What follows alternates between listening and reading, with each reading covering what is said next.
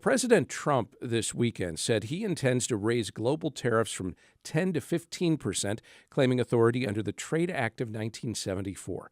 The move comes after the U.S. Supreme Court, in a 6-3 ruling Friday, struck down tariffs the president imposed under the International Emergency Economic Powers Act. The High Court concluded he did not have the authority to do that. Tariff policies, of course, can affect everyone, from those who pay those tariffs to those who pass those costs on to every consumer choice we make about the products we buy. To discuss the implications of these developments for Greater Houston and the broader Texas economy, we're joined now by Dietrich Vollrath, chair of the economics department at the University of Houston. Dietrich, welcome. Well, thanks for having me, Craig. Does the president's plan to up global tariffs mean for businesses and consumers, even after Friday's Supreme Court ruling, that not much has really changed?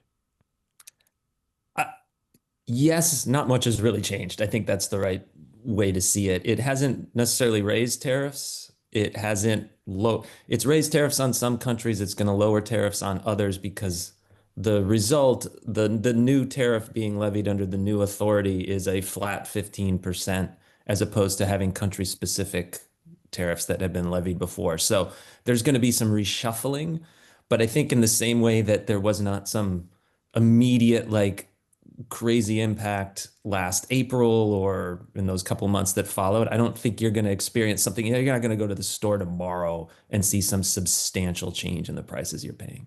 Houston is, of course, a major hub for exports, energy exports in particular. We have one of the largest ports in the country. When tariffs are in flux like this, what does that uncertainty do on a larger scale to businesses here that depend on international trade? Yeah, this is probably the biggest issue with the tariffs in general, and in particular the fluctuating nature of those tariffs and the uncertainty about the legal authorities and how long these things can run. So uncertainty is the enemy of economic expansion. Firms who are unsure what prices they'll pay, what prices they can charge to consumers, are firms that don't invest, that don't expand, that don't hire new people. So Houston area firms are going to be a lot like all the firms in the country, which have been for a lot of the last year, kind of very tepidly moving forward with plans for new locations, new products, new exports, new imports. Everything's kind of a little bit on hold because no one's quite sure what the landscape's going to look like. Houston, of course, has a massive petrochemical and energy sector that's deeply tied to global markets. How exposed is that industry to tariff policy? So we're a little more insulated than, say, 20 years ago. Now the U.S. is a major kind of self-sufficient in terms of producing those petrochemicals. It's led maybe less problematic worrying about the imports, but it's going to be hitting these firms. If you think of the oil services firms, it's the things that go into their work, aluminum, steel, other inputs like that are still subject to tariffs that didn't get struck down over the weekend or last week. The product-specific tariffs still remain in place.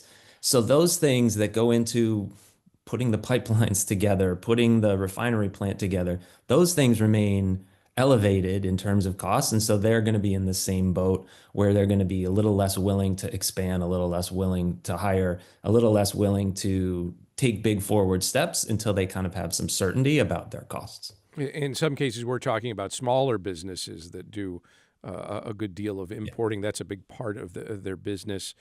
And they've been living under this tariff uncertainty one way or another for months now. What's the realistic economic damage to businesses that, have already made decisions about renegotiating contracts, shifting suppliers based off of tariffs that, at least for the moment, have been struck down, while others might then suddenly come into to bear? Well, this is where the kind of the attrition is going to continue to hit. Like we said, there wasn't an immediate impact that everything kind of starts falling apart, let's say last year when the initial rounds of tariffs were put in. But it's this creeping attrition. And I think you get to the right point, which is as firms continue, they can't hold out forever until they get certainty. And it's smaller firms that don't have the deep well of financial resources to call on. They don't have frankly, political connections to people who may be able to find exceptions or do the legal work to tweak the types of products that they're using that to put them not under tariffs or to kind of massage the situation. Those firms are gonna they can't hold out forever, and so I think a lot of the anticipation from economists is that these these tariff policies will generally be a long run negative, and it's going to take a while, but we're now a year into it, not quite, but about a year into it, and I think this will just continue to be this drag, and it's not going to be surprising that it's not just small firms that maybe have to go out of business, but really the thing we don't see, which is smaller firms that would have started up but now don't, right? It's not worth going into business. It's not worth, hiving off from your big company to do something really smart and lucrative for yourself if you aren't sure what's going to happen. So we're going to start to see slowdowns in business formation and things like that as well. The High Court ruled on the legal question, but left this notion of refunds kind of unclear about how that's going to work. But let's assume that businesses do eventually get refunds for whatever increased tariffs they paid over the last year. Is that actually good for the economy, or does it create its own complications? Well, I mean, there's the whole, like you said, just the whole paperwork issue. Like, how do you even keep track of that and refund everybody? But again, let's say that we do that. Is it a big net effect on the economy? Not really. It's again, it's just moving. It's money that is just getting kind of shifted around between accounts. A lot of what happened in this last year was that a lot of firms didn't pass on huge amounts of the tariff increases to their customers. I think because they were kind of holding out, thinking, let's see how this goes. And I don't want to maybe lose customers over these price increases if I don't have to. So essentially, what they'd kind of be doing is paying themselves back for having taken the initial hit. So it's on net, it's probably not a huge difference. But to the point of those maybe small firms who were hanging on, if that check comes back from tariffs they had to pay, that may be allowing them to keep going for another 6 months, and again kind of plod forward and hope that we get some certainty about how policies will look going into the future.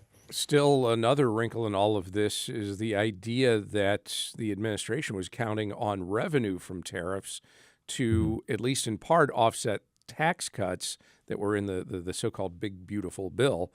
Do you see any risks for the Texas economy, given how much federal spending does still flow through the state? Could we see some of that money go away?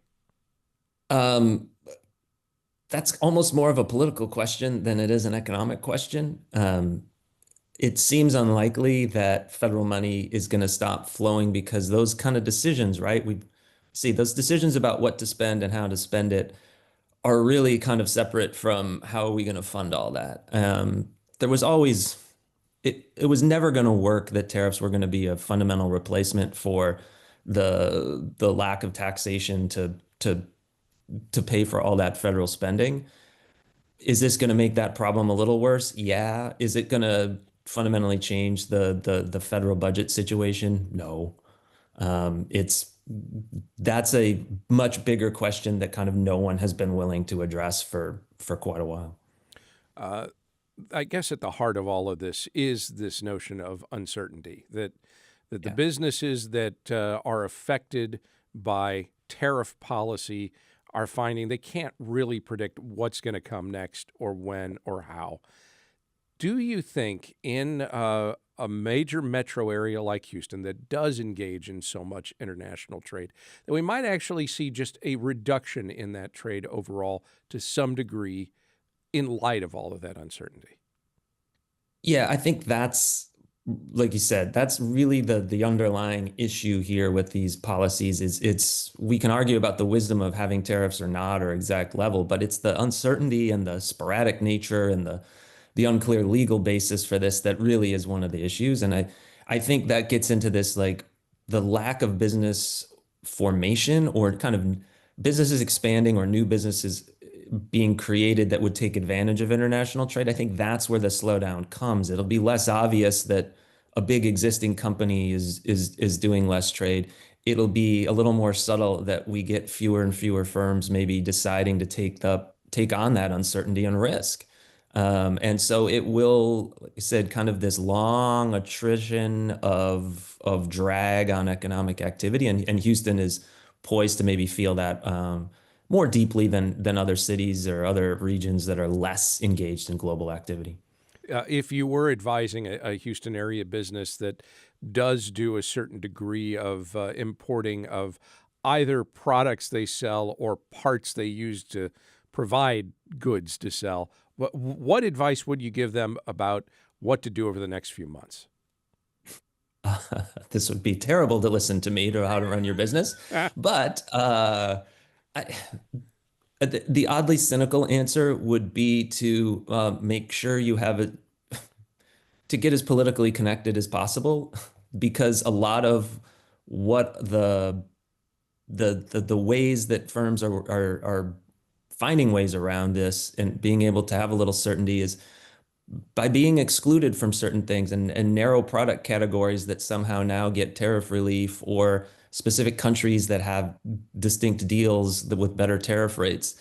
It's navigating this weird minefield of all that stuff, and that is less of an economic question than it is a political question. Like, do you understand the who's who and who can get you those kinds of connections or deals? Dietrich Vollrath is the chair of the economics department at the University of Houston. Dietrich, thank you very much. Thanks, Craig.